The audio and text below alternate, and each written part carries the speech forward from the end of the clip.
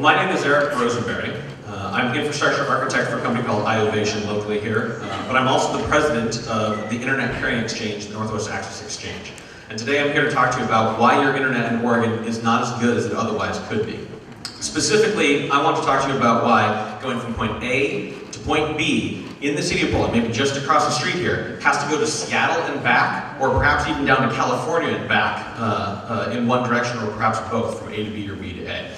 So, why? Well, this is a trace route, by the way, as an example, from my house. That's a technology. This is going to be boring slides. From my house to my office, and another one from my office back to my house. If you look closely, it goes to Seattle and back in both directions. A lot of router hops there, 12 milliseconds round trip. So, kind of sucks. Well, why is that? Well, the internet is not just one network. It's made up of tens of thousands or hundreds of thousands of independent networks that all have to interconnect in some way so you can go from anywhere to anywhere. And if you're a network, you have to decide where you're going to actually make those connections. In the United States, there's 10 major peering cities, and this is really a matter of demographics and a matter of geography of where the mountains and things are. But it also has some history involved that you wouldn't put them there if you were to do it today, but it's just kind of how it evolved. So why don't networks peer in Oregon? Well, sorry guys, we're not an NFL city. We're just not big enough.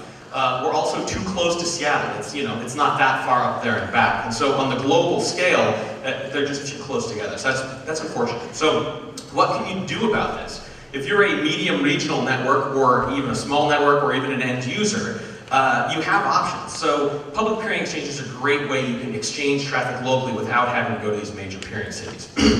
So we have one of those in Oregon. It's called NWACS.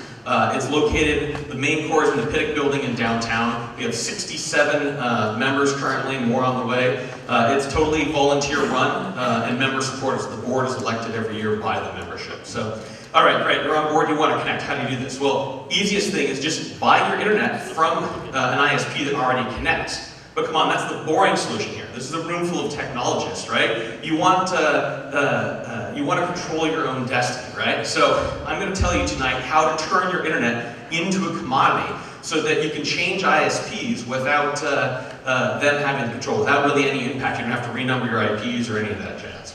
So the first step is to get 2 internet connections. I know you wanted this anyway, right? I mean, you're all out there surfing Reddit, you got to get to your Hacker News, /dot, whatever your poison is, right? So come on, first step is to get 2 internet connections. This is required for the next step, right?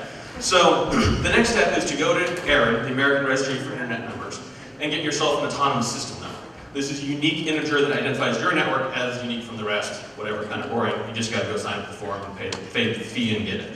The next step is to get your own IP space. Optimally, you want to get this from ARIN as well, so that you're not beholden to an ISP. You can get it from your ISP, but then you're beholden to them. You have to have at least a /24 or 256 IPs in order to route BGP on the open internet.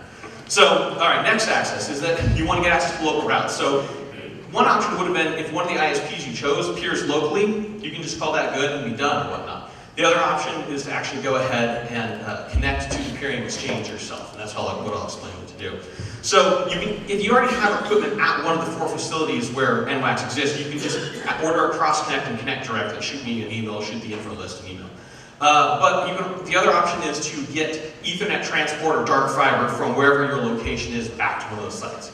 Once you're on the exchange, go ahead and peer with our route servers. The route servers take routes from all of the other members that join the routes, that join the exchange and are on the route server, and they disseminate to others. By the way, you'll connect directly to Google with this. So how many people use Google Apps here, right? It's a big deal.